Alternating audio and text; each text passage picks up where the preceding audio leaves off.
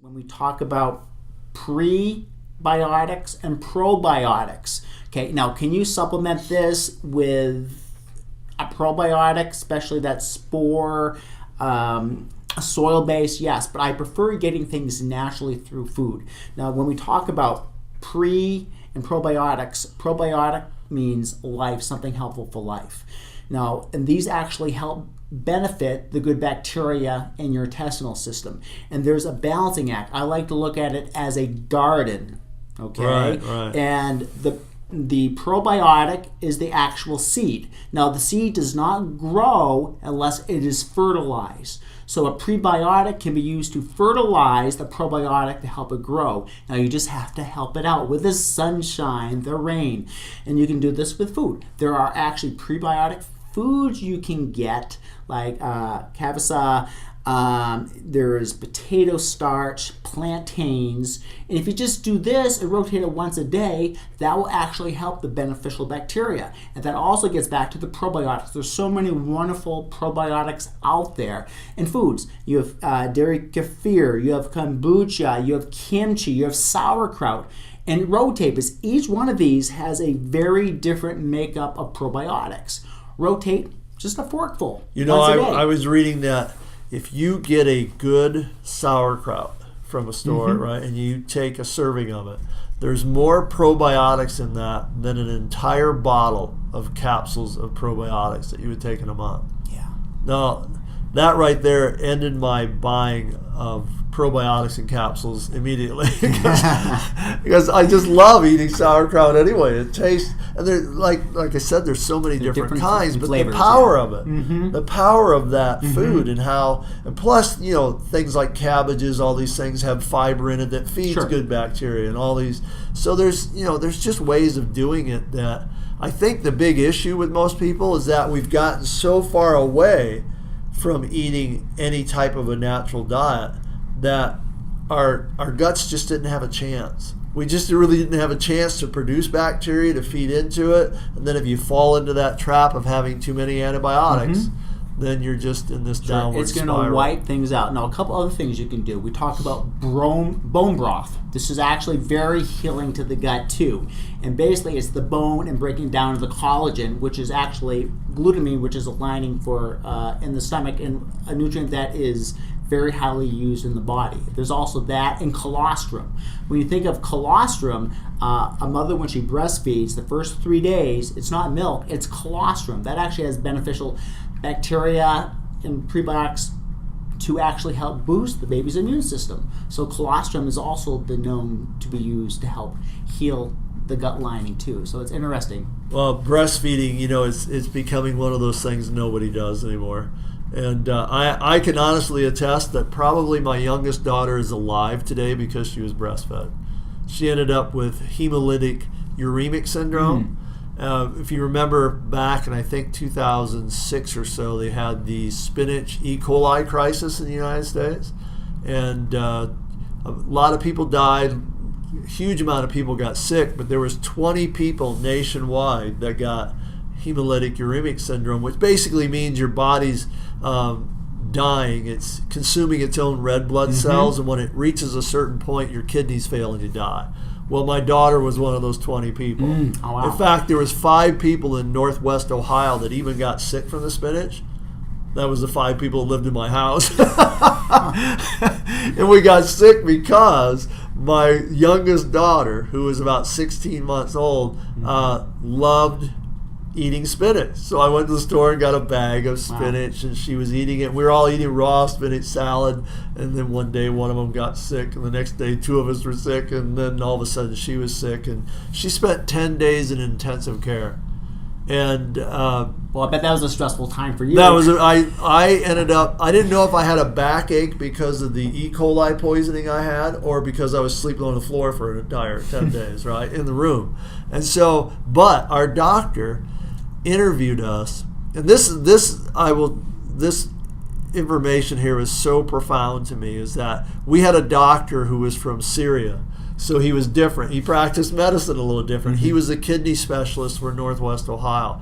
He listened to our story about what we did for a living and how we ate, and the fact that our daughter was breastfed, and he determined that she was different than anybody he ever usually gets in his practice, and so he didn't put her on dialysis immediately. He thought she might have the natural strength to make it through without it.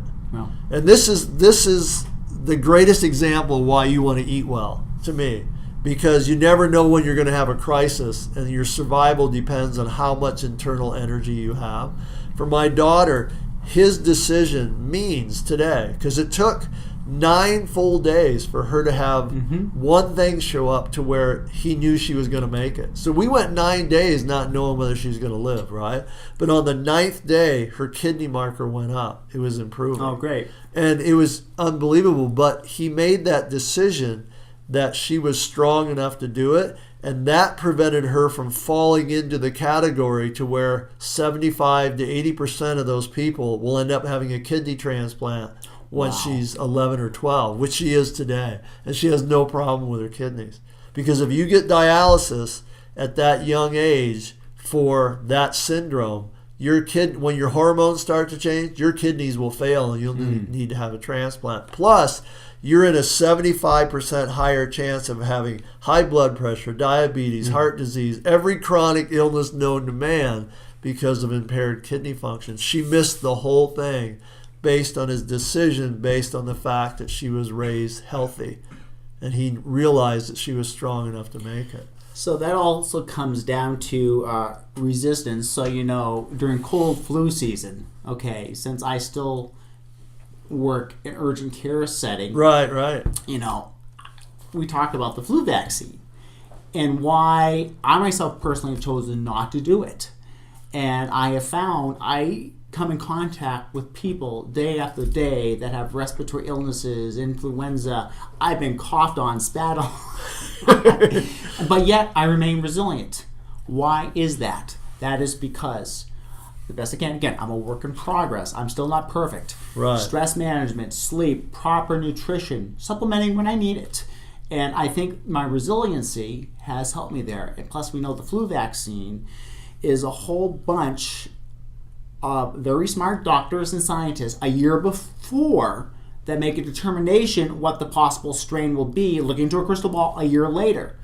And we're realizing a lot of the time they're incorrect. And there are potential issues with the flu vaccine. As an example, my father has autoimmunity. He has ankylosing spondylitis. And another trigger, he had the flu vaccine and he ended up getting myasthenia gravis, which is another response to that. He had lost the sensation of tingling in his hands for years. He couldn't even button his pants. He's over that now. Not had a flu vaccine since. But that was a trigger. Okay. You don't realize vaccines work by triggering an inflammatory response. Yeah. If you already are having inflammatory responses, it's not a good thing. No, it's not. And there's a theory out there that it creates a inflammatory response in your brain for up to a year after you have one. So that's enough for me to. Of course, I've never had a flu vaccine.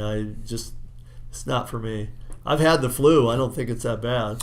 Well, but here's the thing: if you are healthy overall, okay, so much billions and billions of dollars is put into flu vaccines, which is a limited respiratory infection. Except for 3-4 days, you feel like death just ran you over with a fever, sweats, chills, body aches. Right. Then most healthy people, they recover. Yes, do some people die that are immune compromised, that have cardiovascular, respiratory health issues? Yes.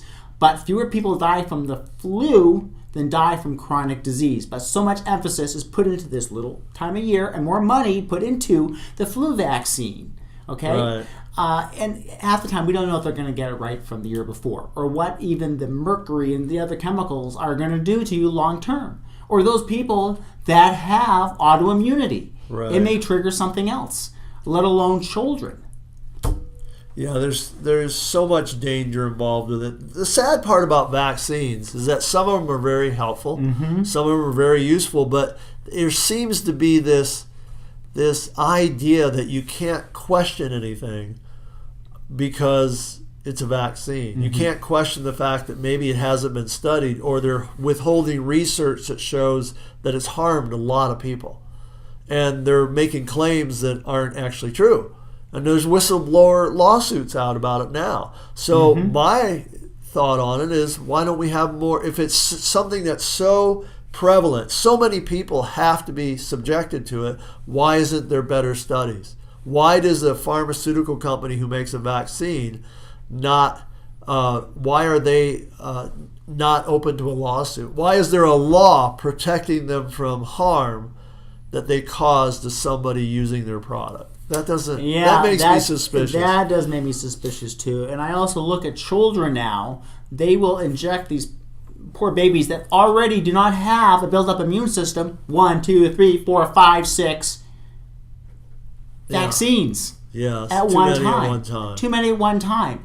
I'm not necessarily against vaccines, and they, I believe, have made a big difference in the spread of disease. Okay, but not all at once. Spread them out. I think there's some progressive pediatricians and those that take care of children that are doing that, because they're finding their better responses, and not the issue of, well, my kid's going to have autism from this or some other, trigger for a disease state. Well, they've just came out with some new studies showing that they do now know that mercury in vaccines has an effect on your brain. Imagine that. But they've actually proved it. But of course, no one's going to hear about that study. Yeah. So let's wrap up this session, and what have we discovered and discussed today? Stress in all its forms, autoimmunity, and what it is, the spectrum, and some simple steps we can do to, address it and overcome it. Now, conventional medicine, again, is not good at treating autoimmune and chronic diseases. We realize this. Now, from a functional standpoint, there is testing. We can look at stool testing. We can look at the type of bacteria you have, parasite infections. We can also check for celiac disease, non-celiac gluten sensitivity, cross-reactivity, these predictive antibodies. Okay, there are so many things we can look at. Again, we can look clinically from your HPA axis. We can do like an adrenal stress profile and see if there's a stress response.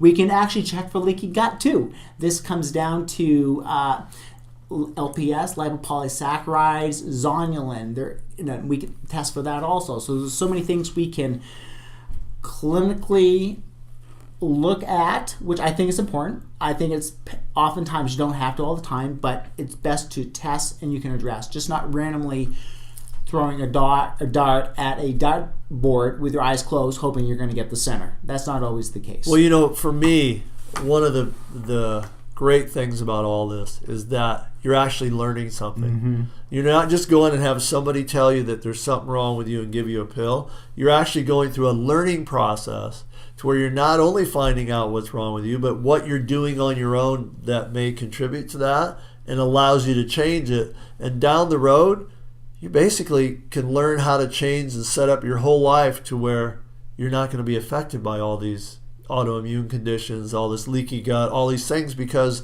they're just mostly from habits that we do that we're just not aware of. Yeah. Right? So really, functional medicine, Chinese medicine, it's all about raising awareness of your own self and how you move through the world and how to move through it thriving instead of just surviving. And it just puts you in a position to where you can have such a more fuller life and enjoy yourself and have more energy just because you're paying attention.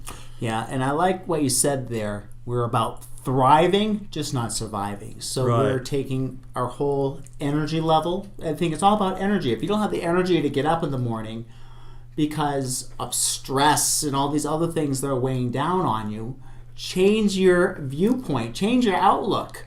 Okay? It is so important, and then your life will change. But you know what? It's hard to do if you don't change your diet, because this is something that people don't connect nutrition with thought, nutrition with brain patterns, nutrition, but it's all interconnected. The better you feel because you're eating a better diet puts you in a greater position to experience life differently. And in that experiencing it differently, your body starts to thrive. You start to just see things differently. You don't get as stressed as much. All these things change. One of the pivotal aspects of everything, though, is your diet. and how you're reacting to the food you eat. Huge. So, Roger, do we have any final words before we sign off?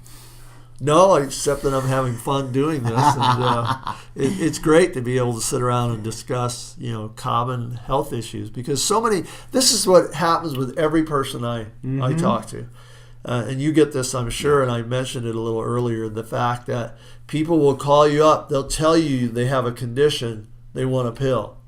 And they don't realize it's not their fault, really, because they've just been trained through advertising and Western medicine that that's what it is. I'm missing something.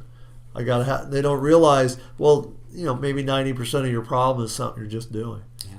And it's interesting. I'm going to end on this thought. When we talk about functional lifestyle medicine, there are 3 core principles that I work with, and here they are. These are secrets, and if you get these secrets specifically, you can up the ante to your health, well-being, and vitality. 1, we do not treat disease. We look at the root cause.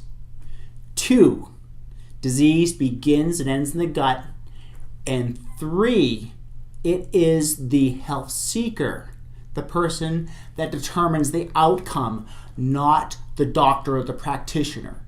Okay? We should be a guide, and 80% of the work is determined by you. The body has the natural ability to heal. We just have to give it the right positive signals. All healing comes from within if you're not drowning it with something else. You'll never hear the message if you don't change a few habits you have. All right. Hey, well, Roger, I appreciate it, and we'll talk soon. It's been fun. Likewise.